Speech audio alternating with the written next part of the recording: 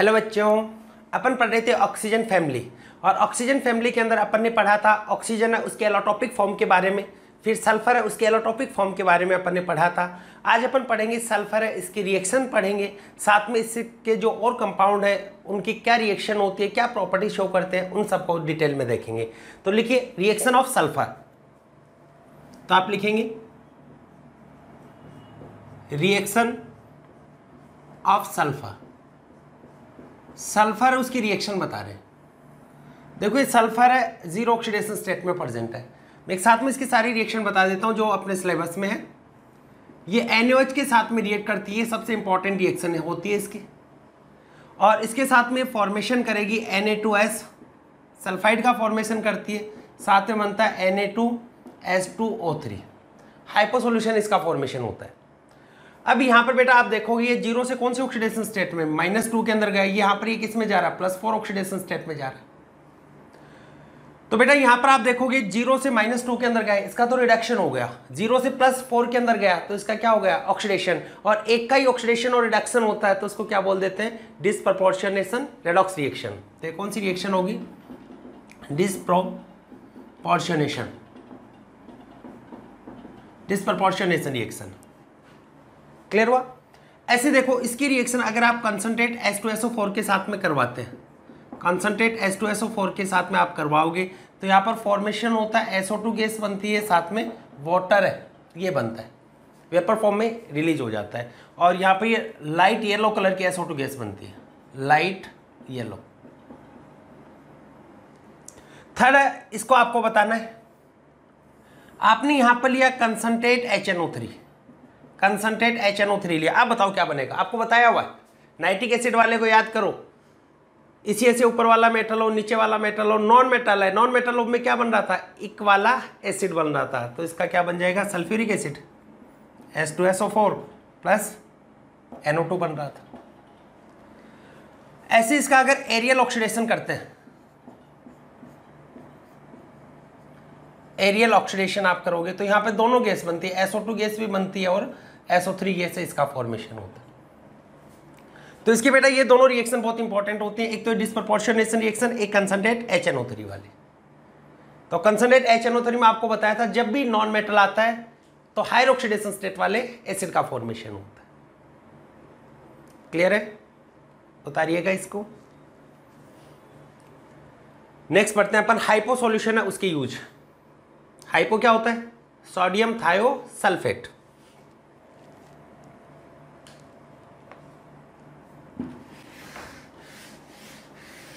लिखो use of hypo solution, use of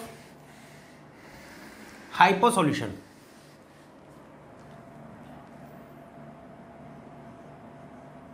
use of hypo solution. Hypo solution उसका बेटा क्या यूज होता है, बहुत इंपॉर्टेंट है। हाइपो सॉल्यूशन क्या होता है, सोडियम थायोसल्फेट का सॉल्यूशन होता है, Na2S2O3। देखो इसका यूज होता है, पहला बता रहा हूं मैं, फोटोग्राफी में। दो यूज अपने सिलेबस में दे रखे हैं नीट में। फोटोग्राफी मैंने आइडोमेट्रिक टाइट्रेशन में भी होता है जो जनरली IIT में पूछी जाती है। चलो यहाँ पे इसको डिस्कस भी कर लेते हैं। एंटी कलर सॉल्यूशन में भी होता है। तो यहाँ पर पहला जो मेन यूज होता है वो इन फोटोग्राफी, फोटोग्राफी में। देखो फोटोग्राफी में इसका क्या रोल होता है, फोटोग्राफी के अंदर 3 स्टेप होती हैं। एक तो होती है क्लिकिंग, क्लिक करते हैं ना अपन कैमरे को, क्लिकिंग, पहला क्लिकिंग होगा। उसके बाद में इमेज है वो आपकी नेगेटिव की फॉर्म में फिक्स होती है, उसको बोल देते हैं फिक्सिंग। और थर्ड फिर आप उसका प्रिंट बना लेते हैं, वो होगी प्रिंटिंग। तो 3 स्टेप में होगी। पहली कौन सी लिख रहा हूं मैं, क्लिकिंग, क्लिकिंग। दूसरा इमेज है वो फिक्स करते हैं, वो होगी फिक्सिंग। और थर्ड होगी प्रिंटिंग। इसका कोई रोल नहीं है प्रिंटिंग का यहाँ पे, इससे तो प्रिंट बना लेते हैं अपन। तो यहाँ पे 3 स्टेप में हो रही है, कौन कौन सी में, क्लिकिंग, फिक्सिंग और प्रिंटिंग। तो इसमें फर्स्ट मैं बता रहा हूं, पहला क्या पढ़ रहे हैं अपन, क्लिकिंग।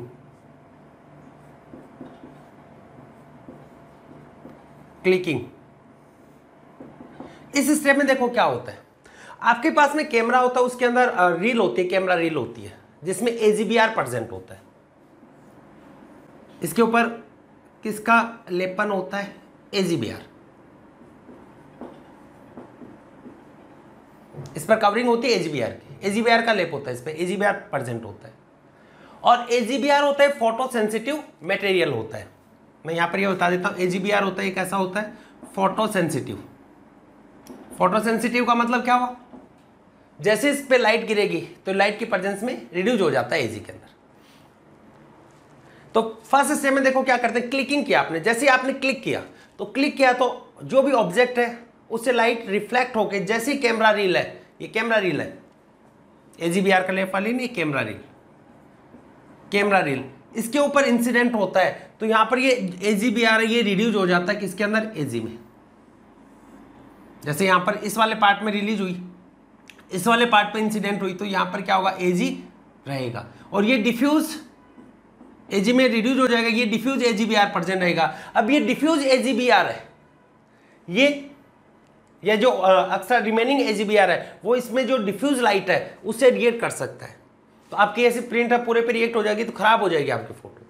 तो इसके लिए आप क्या करते हैं, उसको फिक्स करते हैं। फिक्स करने के लिए AGBR उसको केयरफुली हटाना पड़ता है, और हटाने के लिए अपन उसको क्या करते हैं? हाइपो सॉल्यूशन में डालते हैं, जो वाटर सोल्यूबल कॉम्प्लेक्स बनाकर इसको हटा देता है। समझ में है? चलो और डिटेल से बताता हूं मैं। आपके पास में क्या था?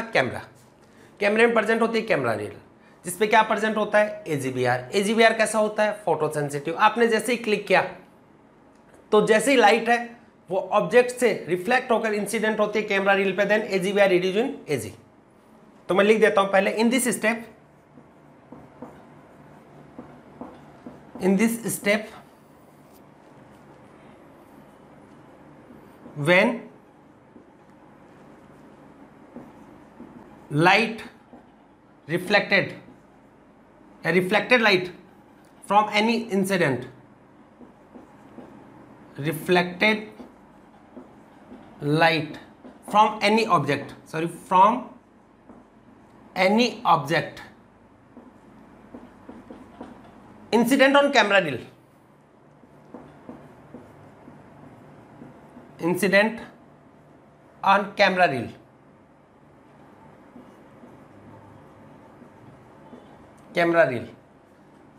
then photosensitive material,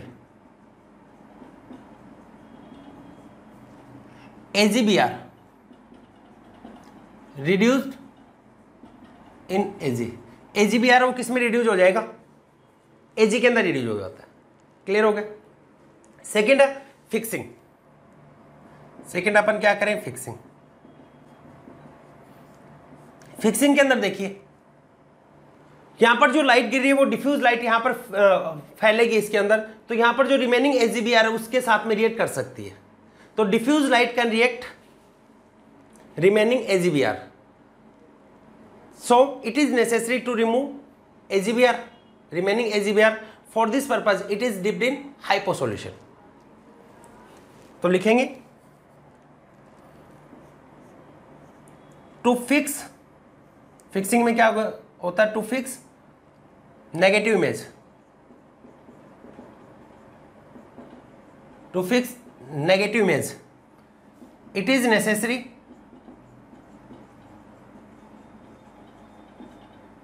it is necessary to remove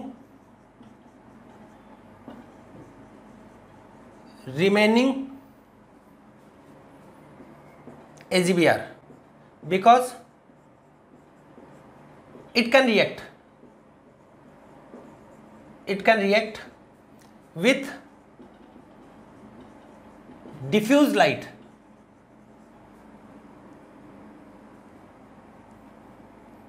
it can react with diffused light। ये डिफ्यूज लाइट है उसके साथ में रिएक्ट कर सकता है। For this purpose it is dipped in hypo solution, और हाइपो सॉल्यूशन क्या करता है? AGBR को रिमूव कर देता है वाटर सॉल्युबल कॉम्प्लेक्स फॉर्मेशन से। For this purpose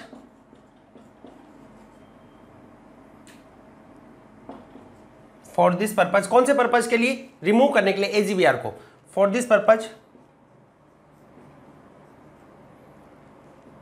it is dipped in hypo solution, hypo solution उसके अंदर डिप कर देते हैं। देखो ये था आपका AgBr जो वाटर इनसॉल्युबल होता है। जैसे हाइपो सॉल्यूशन में डाला Na2S2O3 सोडियम थायोसल्फेट, तो यहां पर ये बना लेता है Na3AgS2O3 और ये वाला क्या होता है वाटर सॉल्युबल, वाटर सॉल्युबल दिखाई दे रहा है। चेक कर लेता हूं मैं एक बार, दिखाई दे रहा है। तो बेटा यहां पर ये क्या होगा, जो रिमेनिंग AgBr है वो यहां पर क्या करेगा, वाटर सॉल्युबल कॉम्प्लेक्स है इसके फॉर्म से हट जाएगा, साथ में सोडियम ब्रोमाइड बनता है, ये हट जाता है। तो यहां से आपको हट गया तो आपके पास में सिर्फ क्या रहेगी, आपकी खुद की इमेज रह जाती है और फिर उसके बाद में आप इसको डेवलप करते हैं, प्रिंट कर लेते हैं, आपका सुंदर चेहरा आ जाता है। तो देखिएगा यहां पर आपने क्या किया, हाइपो सॉल्यूशन का यूज में लिया। क्या यूज हुआ, फोटोग्राफी में। फोटोग्राफी में क्या करते हैं, पहले क्लिक किया, जैसे लाइट इंसिडेंट होकर जैसे आपकी कैमरा रील पे गिरती है तो वो AgBr इसको रिड्यूस कर देगी किसमें, Ag में। उसके बाद में आपने क्या किया, इसको फिक्स करेंगे। तो फिक्स करने के लिए रिमेनिंग AgBr को हटाना है क्योंकि वो डिफ्यूज लाइट से रिएक्ट कर सकता है, इसलिए हाइपो सॉल्यूशन में डाला, वो इसके वाटर सॉल्युबल कॉम्प्लेक्स बनाकर इसको हटा देते हैं। उतार लो इसको,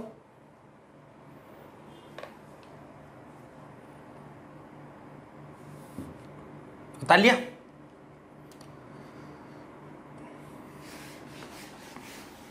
बेटा ब्लॉक केमिस्ट्री रटने की नहीं है, फिर से मैं बोल रहा हूं आपको, आप सारे लेक्चर देखोगे तो आपको मजा भी आएगा, इसके साथ साथ में आपकी बॉन्डिंग वगैरह वो भी क्लियर होगी।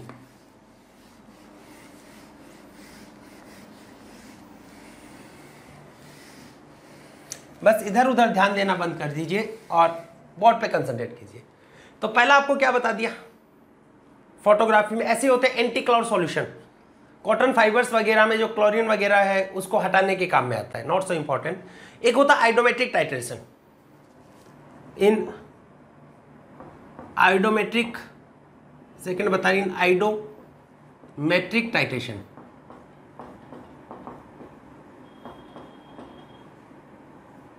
इन आइडोमेट्रिक टाइट्रेशन देखिएगा, आइडोमेट्रिक टाइट्रेशन में क्या करते हैं, आयोडीन लेते हैं, साथ में हाइपो सॉल्यूशन Na2S2O3, यह हाइपो सॉल्यूशन होता है, +2 ऑक्सीडेशन स्टेट में।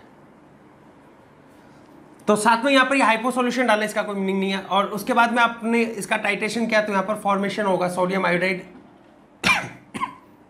सॉरी, ये बनेगा Na2S4O6, इसका फॉर्मेशन होता है। और टाइट्रेशन के तो अंदर आप देखते हो इसके ग्राम इक्विवेलेंट और इसके ग्राम इक्विवेलेंट है, दोनों को बराबर कर देते हैं और ग्राम इक्विवेलेंट बराबर करके N1V1 इक्वल टू क्या करते हो कि N2V2। और बेटा ये वाली चीजें होती है मोस्टली सॉल्ट एनालिसिस के अंदर आती है, IIT के अंदर पूछी जाती है।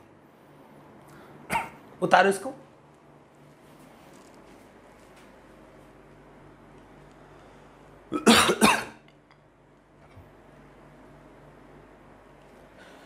उतार लिया बच्चों। आज हल्की सी जुकाम लग गई है, हालांकि कोरोना नहीं है। तो देखो यहां पर आइडोमेट्रिक टाइट्रेशन अपन ने पढ़ा, उसके बाद में देखिएगा अपन पढ़ते हैं H2SO4 के बारे में। इसको बोला जाता है king of chemicals, oil of vitriol भी बोलते हैं, ऑयल ऑफ स्प्रिट भी बोलते हैं, किंग ऑफ केमिकल्स भी बोलते हैं ड्यू टू वर्सेटाइल नेचर। कौन कौन सी नेचर होती है उन सबको अपन पढ़ेंगे। तो हेडिंग लिखेंगे king of chemicals, king of chemicals H2SO4, sulphuric acid. इसी का दूसरा नाम होता है oil of vitriol, oil of vitriol, oil of spirit भी बोलते हैं, ऑयल ऑफ स्प्रिट भी बोला जाता है इसको। अब देखो इसकी मेन प्रॉपर्टी बता रहे हैं कि इसको किंग ऑफ केमिकल्स बोला जाता है ड्यू टू वर्सेटाइल नेचर। देखो लिखो, due to versatile nature, due to versatile nature it is known as king of chemical, KOC, king of chemical. Versatile nature के कारण इसको क्या बोल दिया जाता है, king of chemical. Versatile nature में देखो पहला आपको बताने ये due to excessive hydrogen bond formation tendency, इसकी excessive hydrogen bond formation tendency होने के कारण ये विस्कस लिक्विड होता है, लेस वॉलेटाइल होता है। तो इसका यूज सॉल्ट से उनके एसिडिक रेडिकल से उनको वॉलेटाइल करके रिमूव करने में लिया जाता है। फिर से बोल रहे हैं, इसके excessive hydrogen bond formation tendency के कारण ये लेस विस्कस होता है, लेस वॉलेटाइल होता है सॉरी। तो इसका यूज किस में करते हैं अपन, एसिडिक रेडिकल्स है उनको वेपोराइज करके हटाने में किया जाता है उनके सॉल्ट से। तो लिखेंगे due to excessive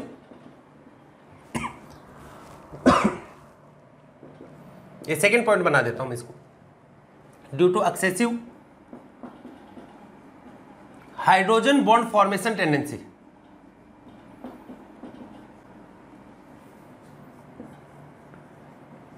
due to excessive hydrogen bond formation tendency it is viscous liquid. Hydrogen bond बेटा ज्यादा होगा तो ज्यादा पास में आएंगे ना, तो क्या बनेगा, viscous liquid tendency. It is viscous liquid and less volatile.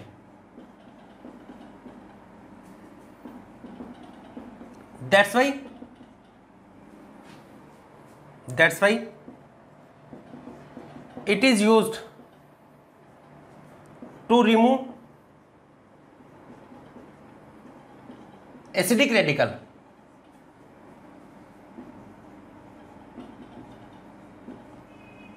from their salt।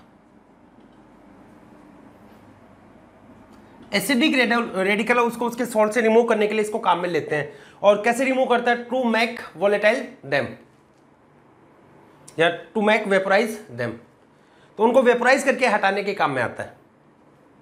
तो एसिडिक रेडिकल को कैसे हटाता है, टू मेक वॉलेटाइल देम या वेपोराइज देम। जैसे आपके पास में है, अपन मान लेते हैं सोडियम कार्बोनेट Na2CO3, तो यहाँ पर एसिडिक रेडिकल ये कार्बोनेट है, तो इसको रिमूव करने के लिए देखो क्या करेंगे, आप काम में लेते हो डाइल्यूट H2SO4 और यहाँ पर ये बना देता है CO2 गैस की फॉर्मेशन से इसको हटा देगा, साथ में वाटर बनेगा और सोडियम सल्फेट Na2SO4। ऐसे देखो आपके पास मान लो कि NaCl है, यहां पर आप लेते हैं कॉन्सेंट्रेट H2SO4, ये बेटा इसको Cl2 में कन्वर्ट नहीं करता क्योंकि बहुत ये वाला Cl2 होता है खुद ही स्ट्रॉन्ग ऑक्सीडाइजिंग एजेंट होता है, तो इसका जो रेडिकल होगा Cl नेगेटिव होगा, एनाइन होगा, वो वीक रिड्यूसिंग एजेंट होता है। ये सिर्फ एसिडिक कंडीशन में KMnO4 से ऑक्सीडाइज हो रहा था, जिसके बारे में अपन ने डी ब्लॉक में पढ़ा है। तो यहाँ पर HCl की फॉर्म में हटाता है इसको, HCl plus H2O plus Na2SO4।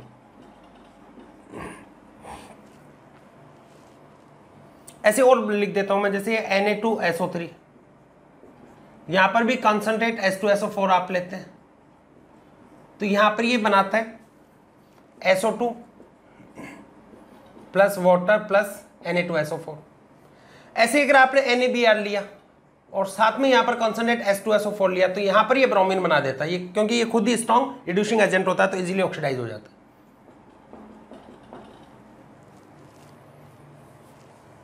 तो आपको बता रहे H2SO4, oil of vitriol, oil of spirit, इसको किंग ऑफ केमिकल कहते हैं ड्यू टू वर्सेटाइल नेचर।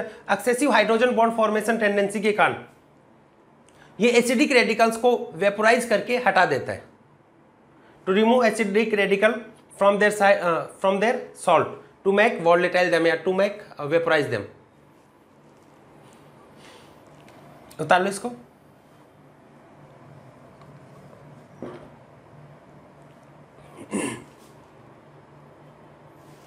उतार लिया। अब देखो H2SO4 है, कंसंट्रेट और डाइल्यूट के बारे में भी मैं बता देता हूं थोड़ा।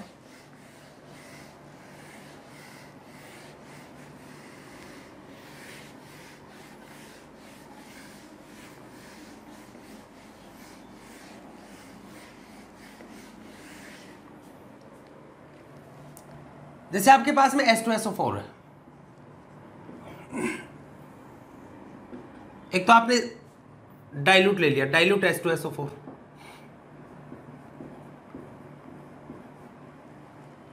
एक आपने ले लिया कंसंट्रेट H2SO4।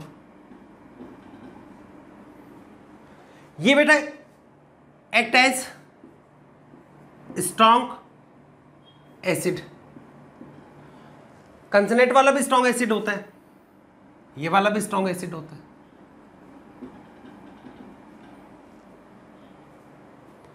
ये क्या कर रहा था, देखो सोडियम कार्बोनेट में एसिडिक रेडिकल को हटा रहा था, वो भी एसिडिक रेडिकल को हटा रहा था, उनको वोलेटाइल करके, to remove,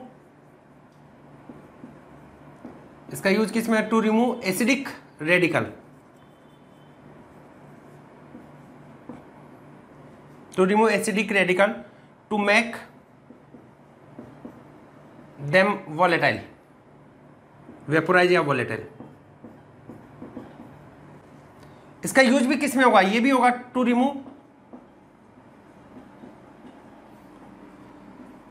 remove acidic radical, to make them volatile.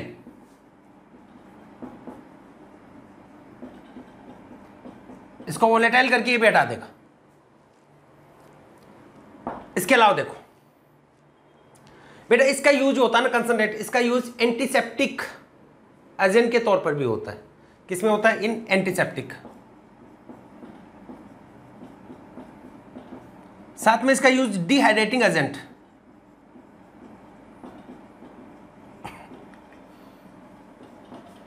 Concentrate का मेनली किसमें होता है, डिहाइड्रेटिंग एजेंट में होता है, साथ में ऑक्सीडाइजिंग एजेंट में भी होता है, एज ए ऑक्सीडाइजिंग एजेंट। क्लियर है। तो दोनों स्ट्रॉन्ग एसिड होते हैं, दोनों एसिडिक रेडिकल को हटा सकते हैं, मेनली एंटीसेप्टिक का ये यूज, हालांकि इसका भी होता है लेकिन इसका ज्यादा नहीं होता। जो बेटर रिजल्ट मिलते हैं वो किसके केस में मिलते हैं, कंसंट्रेट H2SO4 के केस में मिलते हैं। ठीक है, तो पहला बताए वर्सेटाइल नेचर के कारण इसको किंग ऑफ केमिकल्स कहते हैं। ये एसिडिक रेडिकल है, उनको रिमूव करने में काम में आता है। थर्ड लिखेंगे as a dehydrating agent, as a dehydrating agent. Third लिखना as a dehydrating agent, as a dehydrating agent. Dehydrating agent के तौर पर काम में आता है। क्यों? क्योंकि ये बेटा हाइड्रोजन के साथ में, ये वाटर लविंग स्पीसीज होती है और वाटर है उसको बाहर निकाल लेता है। तो क्या लिखेंगे, because it is water loving species and form strong H bonding, because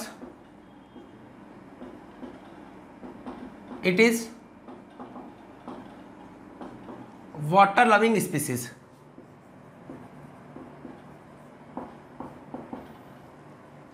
and form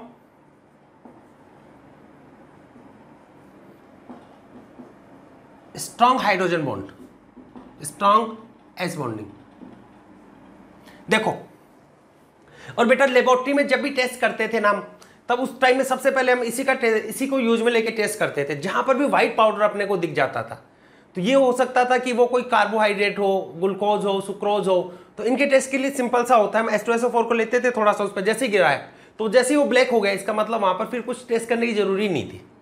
कई बार ऐसे लगता है ना, ऐसे चख तो सकते नहीं उसको, हालांकि मीठा होता है लेकिन और कुछ भी हो सकता है, केमिकल है, दिक्कत कर जाए। तो इसलिए बेटा यहां पर अपन देखो क्या करते, जैसे आपके पास में ग्लूकोज है C6H12O6, जैसे ग्लूकोज है तो आपने यहां पर डाला कंसंट्रेट H2SO4, जैसे यहां पर डालोगे इसको वाटर मॉलिक्यूल निकाल देगा। ये स्ट्रॉन्ग H बॉन्ड फॉर्मेशन की टेंडेंसी होती है। तो यहां पर वाटर निकलेंगे कितने, 6 वाटर मॉलिक्यूल निकल गए, क्या बचे 6 कार्बन प्लस 6 H2। जैसे कार्बन आए किस फॉर्म में आएगा, कोक यानी कॉल की फॉर्म में आ जाएगा। कोक या कॉल की फॉर्म जो ब्लैक होता है। जैसे ग्लूकोज लिया, ये ग्लूकोज, ऐसे मान लेते हैं सुक्रोज, ये होता है सुक्रोज। यहां पर भी आपने डाला कॉन्सेंट्रेट H2SO4, सेम काम ये करेगा। क्या होगा, 12 कार्बन प्लस 11 H2। ठीक है, साथ में इसका यूज एसिडिफिकेशन में भी आता है। देखो ये था एसिटिक एसिड प्लस एथेनॉल, तो यहां पर इसका OH और इसका H वाटर निकाल देता है ये in presence of concentrate H2SO4।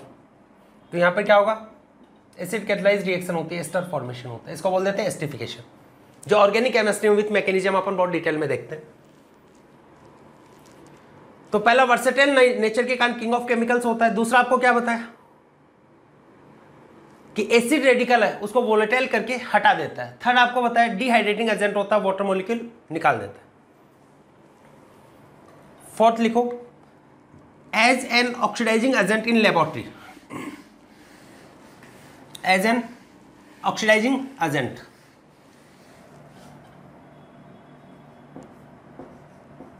As an oxidising agent,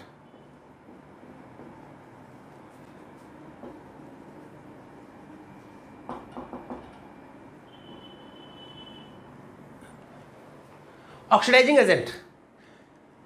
तो लेबोरेटरी में देखो क्या करेंगे, आपने लिया Fe+2 प्लस कंसंट्रेट H2SO4, तो यहाँ पे इसको किस में कन्वर्ट करेगा, Fe+3 में खुद SO2 फॉर्म में निकल जाएगा गैस।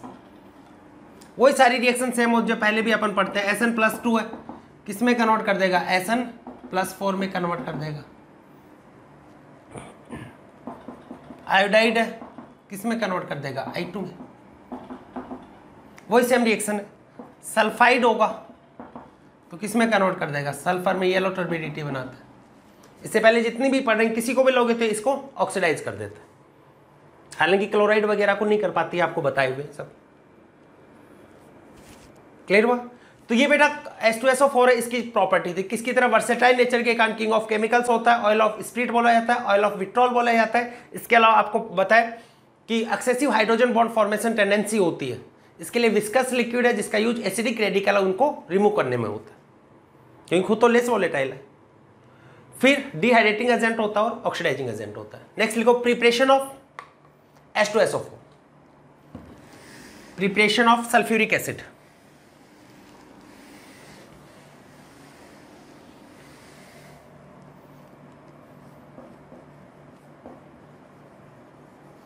प्रिपरेशन ऑफ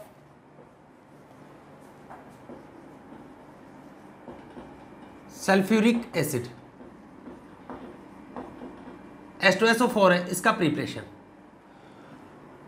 और इसके लिए एक प्रोसेस काम में लेते हैं जिसका नाम होता है contact process, contact process.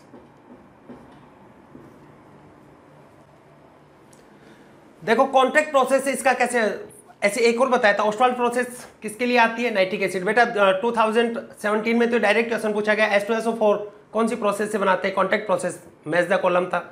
ऑस्टवाल्ड process से क्या होता है, नाइट्रिक एसिड फॉर्मेशन होता है। क्लोरीन डेकन प्रोसेस से होता है। तो यहां पर देखो कॉन्टैक्ट प्रोसेस है, आपने सल्फर लिया, इसका कंबशन करवाते हैं, ये मान लेते हैं S8 है, ये मान लिया आपने, इसका आपने क्या कंबशन, यहां पर कंबशन करते हैं तो सल्फर डाइऑक्साइड गैस है, इसका फॉर्मेशन होता है, जिसका आप फर्दर ऑक्सीडेशन करवाते हैं। हालांकि बेटा ये चैम्बर्स में होता है, इनका कोई रोल नहीं होता अपने डायग्राम में। अपने को तो नीट एग्जाम देनी है तो डायरेक्ट याद रखो, उनका ज़्यादा कोई रोल नहीं, बोर्ड एग्जाम में भी नहीं होता, डायग्राम नहीं पूछे जाते। नेक्स्ट यहाँ पे देखो इसका क्या करते हैं, ऑक्सीडेशन V2O5 वेनेडियम पेंटाऑक्साइड से, तो यहाँ पर ये फॉर्मेशन करता है SO3 का फॉर्मेशन करता है। इसको जब आप कैटलाइज करवाते हैं, H2SO4 से ही कैटलाइज करवाते हैं इसको, तो यहां पर ये बनाता है H2S2O7 जिसका नाम होता है ओलियम, या फ्यूमिंग एसिड भी बोल देते हैं, फ्यूमिंग एसिड भी बोल देते हैं।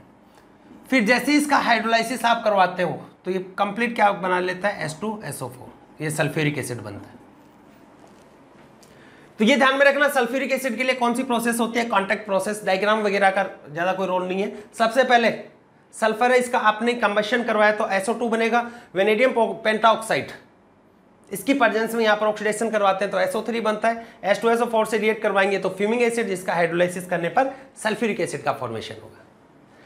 तो बच्चों ये था आपका 16 ग्रुप इसके अलावा नहीं पूछा जाएगा नीट के अंदर।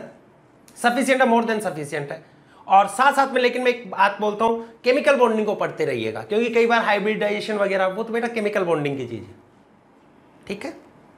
नेक्स्ट लेक्चर में अपन स्टार्ट करते हैं हैलोजन फैमिली। तब तक पढ़ते रहिएगा, इसको अच्छे से उतार लो और जितना भी पढ़ा है उसको एक बार रिवाइज करो सबको।